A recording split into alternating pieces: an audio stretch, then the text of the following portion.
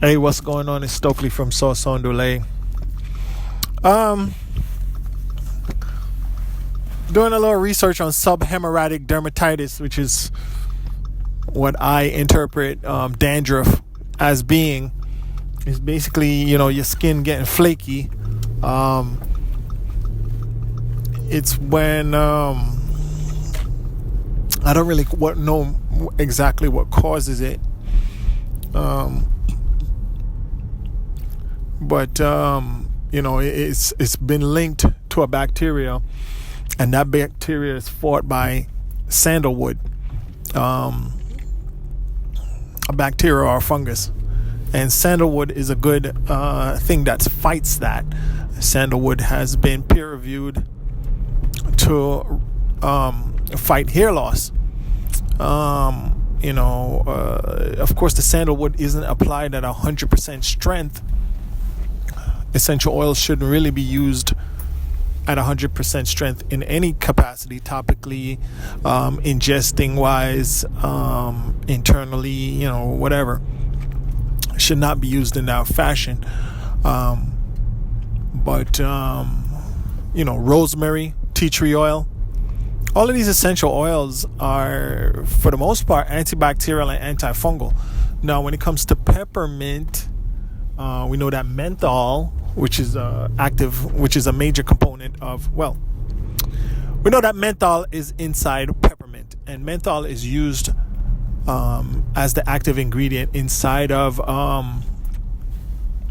what is it called? Cold sore medicine, cold sore topical applications. The active ingredient is menthol and some zinc based compound.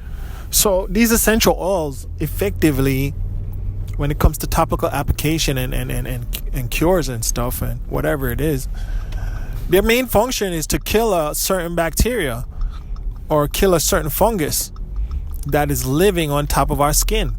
So it shows you that not necessarily things like soap and alcohol and whatever, all these other cleansing products aren't necessarily the best ways to fight bacteria on your skin for a prolonged period of time. Now, you can't keep alcohol on your skin for too long. Alcohol strips oils from your skin, which would leave it exposed to the elements and to bacteria after it evaporates. And if it strips away the oils, that leaves your skin susceptible to getting dry. If you ever spilled rubbing alcohol on your hands, you would see that it gets dry. Well, since I'm black, I can see it, but I don't know if you can see it on a lighter skin, but you can see it clearly that it is drying out your skin. There's like So when it comes to oils now, your body produces oils. Your body produces sebum. Jojoba oil is similar to sebum. And that's why it's celebrated as a great for hair care, and it's inside many hair products, because it supposedly balances your sebum, or it behaves similar to sebum. Now, what does the jojoba oil really do?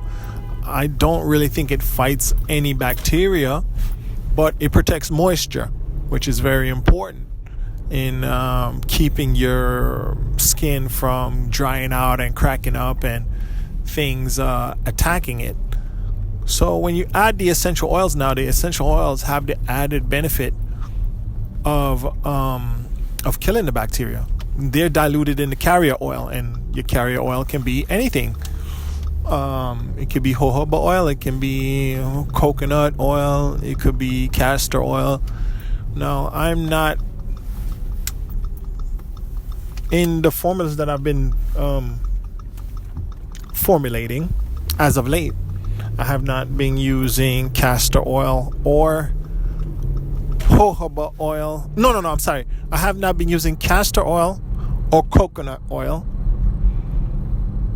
or almond, sweet almond. Sweet almond is known to be good. I don't really have an issue with a sweet almond, but I just don't really need it. I'm covered with the oils that I'm using, and my favorite oil is sunflower seed oil, primarily. Secondarily, hemp seed oil. And one of the oils that I don't actually have in sauce andouille that I'm a fan of is pumpkin seed oil. I like pumpkin seed oil also. It's almost as dark as hemp seed oil. I usually put the pumpkin seed oil on my food. I use it as I use it kind of like a dressing, even though I don't really eat a lot of salad. But let's say, for instance, I have like a burrito. I'll pour it in my burrito. Yesterday I was having some pizza, and I poured some on my pizza and ate it.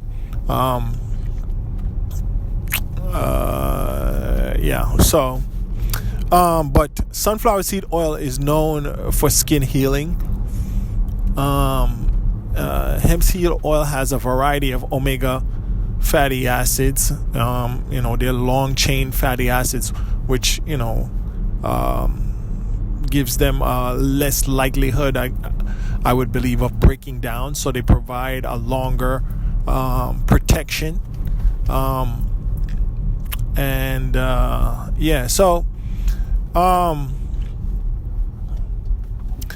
Protecting your skin from losing moisture alone can be a positive benefit when it comes to fighting hair loss. Just doing a little cursory research the other day, casual, I should say. I don't even know how to use the word cursory right, if I'm even saying the word right, but doing some casual research, I was trying to find out about the difference between the skin on the majority of our body versus the skin on our head, to determine, whether it needs a different kind of treatment from the skin on the rest of our body. And it kind of does. The skin on your head is the thickest on your body. The skin on your head contains more blood vessels than any other skin on your body. And that's why injuries to someone's head bleed so much. The skin on your head has a nice fatty layer that's kind of loose, and that kind of translates a little bit to your face, to the fact that you're able to flex your face and make all kind of facial expressions and furrow your brow and all of that.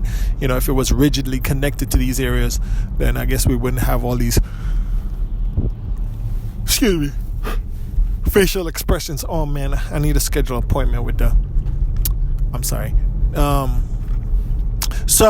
The skin on your head is a little more oily than the other areas because it has many more sebaceous glands.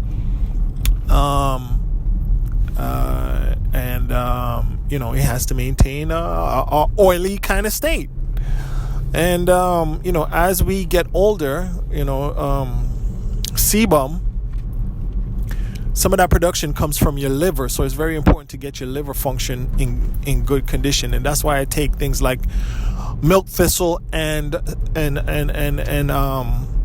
stinging nettle. I drink milk thistle and stinging nettle tea to clean out my kidneys and my liver, to keep those at optimal function. I think exercise is very good for getting your liver to function optimally. Just getting stuff squeezed out of all of those little vessels in it. Sebum,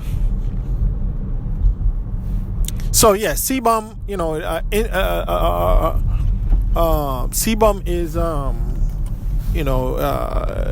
a lot of the liver has a big contribution to the production of sebum, so you got to get your liver in good condition.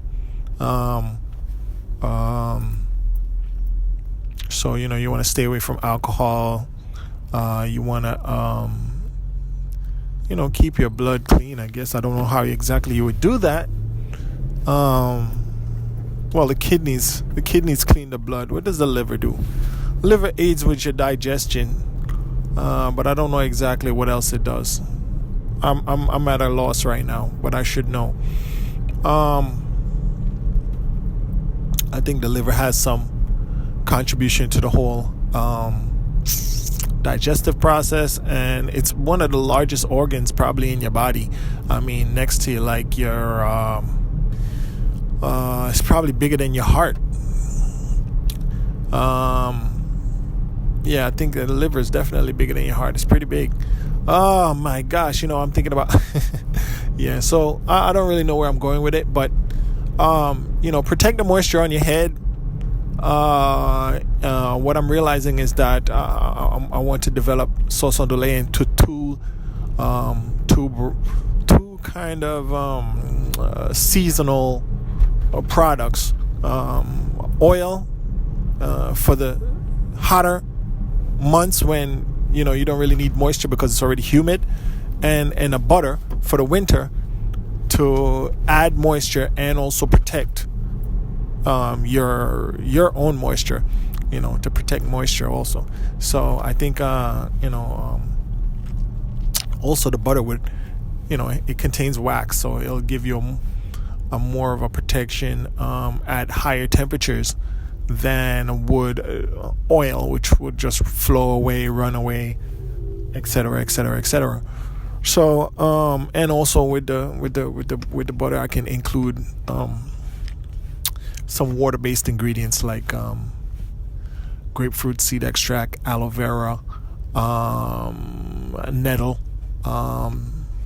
Yeah, I have some saw palmetto, but I've never really considered using that. Saw palmetto is more for ingestion, for saw palmetto is more for internal use.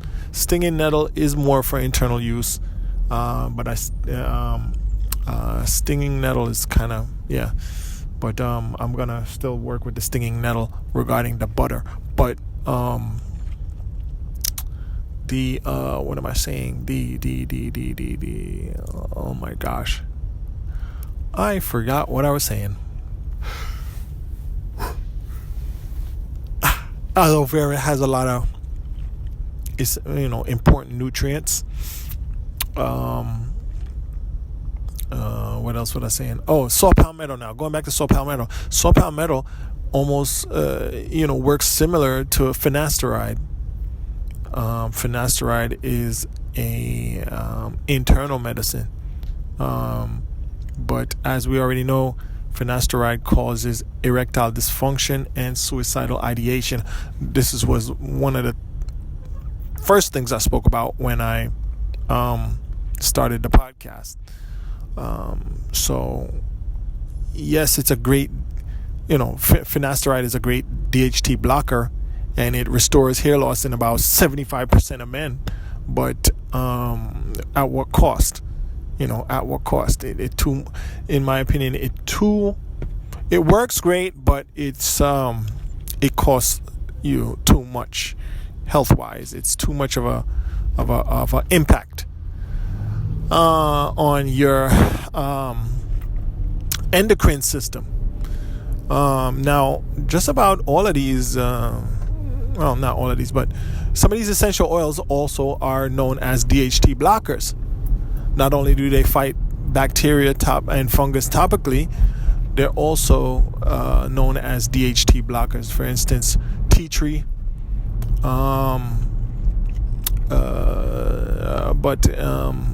Tea tree is one of them.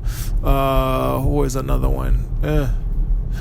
Man, I gotta look at my charts. I'm not looking at my charts right now. I don't have any notes. I'm just driving. But I think rosemary is also a DHT blocker. And there's a few others. But that's we want the DHT blocked. We want the testosterone blocked at the point where it's causing the hair loss. And the scientists have basically concluded that male pattern hair loss, or androgenic alopecia, is caused by DHT acting at the hair follicle level, at the scalp level.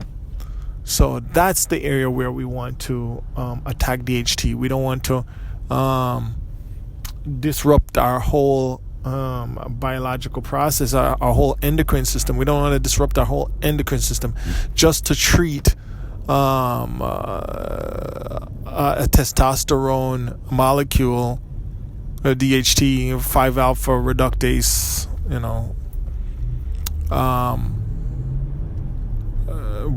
We want to treat it at the location. We don't want to have to, a more acute approach rather than a overbearing, wide swath approach where it's causing erectile dysfunction and suicidal ideation and other developmental, I was on Twitter today and a hair channel, Twitter page that I follow connected finasteride to reduced male genitalia size. So I don't know. I didn't really delve too much into the article, so I don't know if it was talking about the organ, the reproductive organ itself, or the gonads. I'm not sure what part it was referring to. So it's not necessarily beneficial all around. It's not a panacea. It's actually it comes at a major cost. So that's why I'm not really a big fan of that. Now, if you have an enlarged prostate, then you may want to take saw palmetto, which is a more Ayurvedic or a more holistic,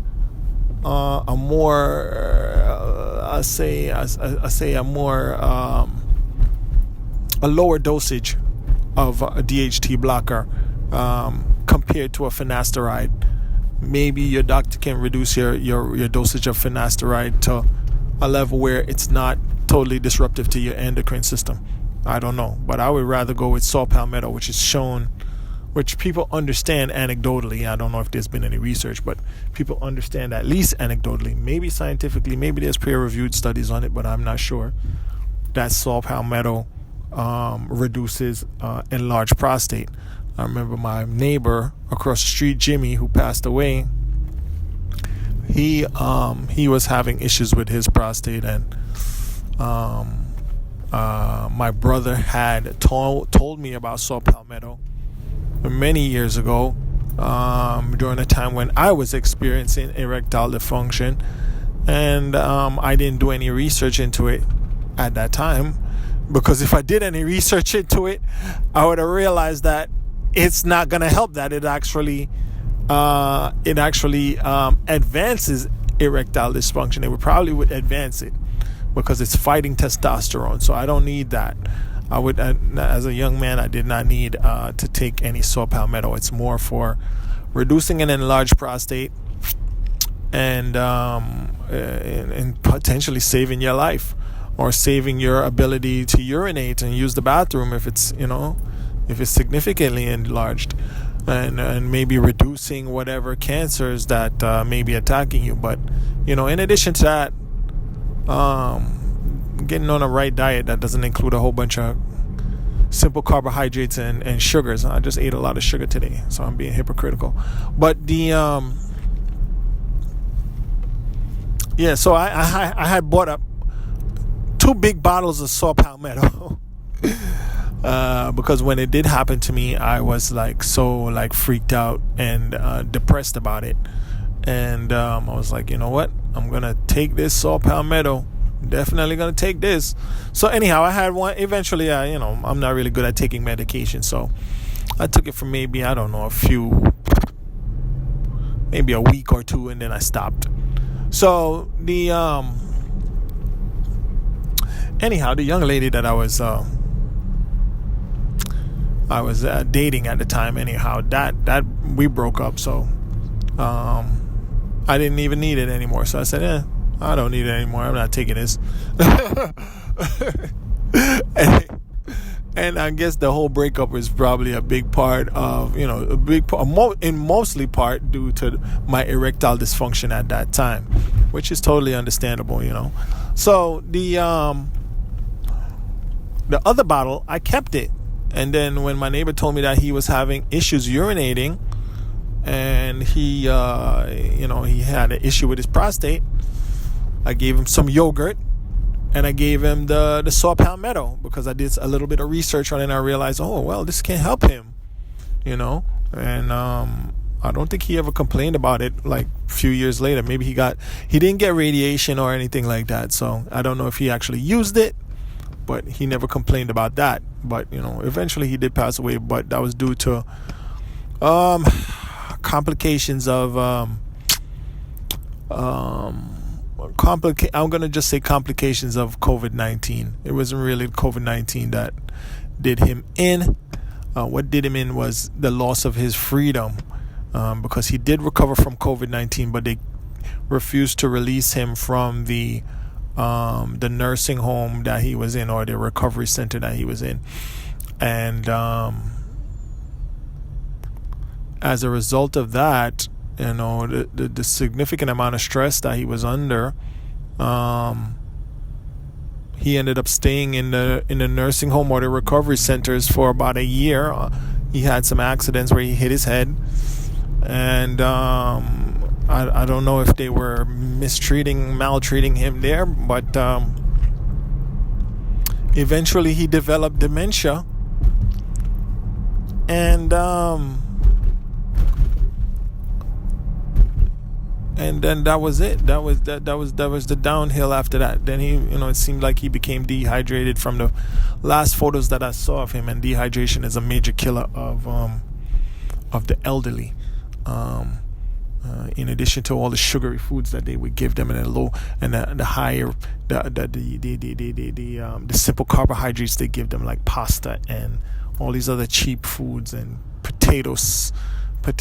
mashed potatoes, and sugary drinks, orange juice and apple juice, and all these disgusting, I'm just so angry about it right now. But hey, I didn't do the best I could do. I could have done better.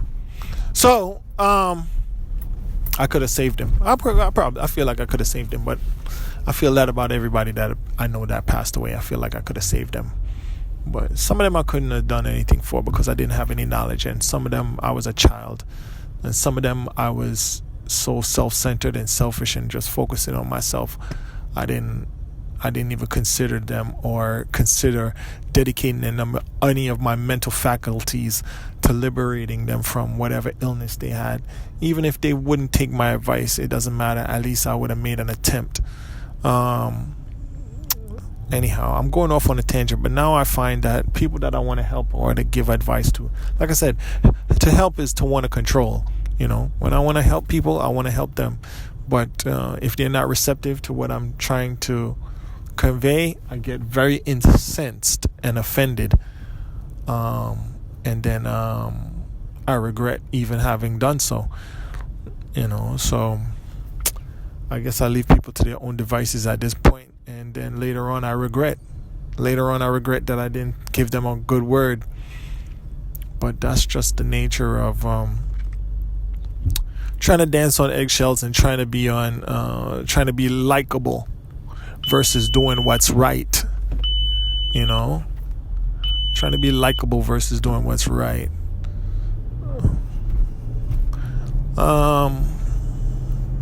Yeah, that's a big issue, which I should really curtail that. Okay, I'm gonna work on that. I don't need to be liked. I don't need to be likable. But I would like to help people.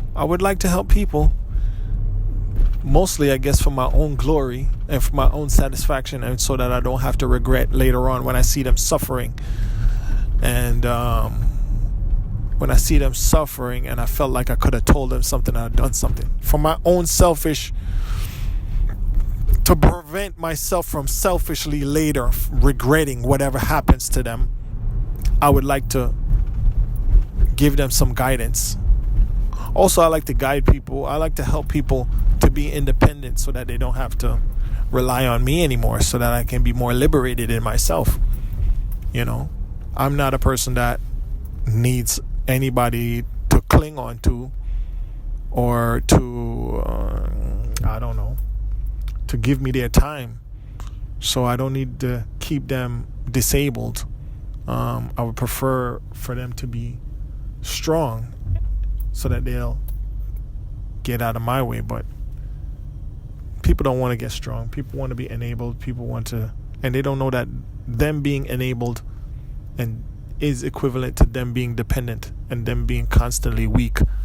And that's not really too much of a problem because, in my opinion, I don't have any malintent.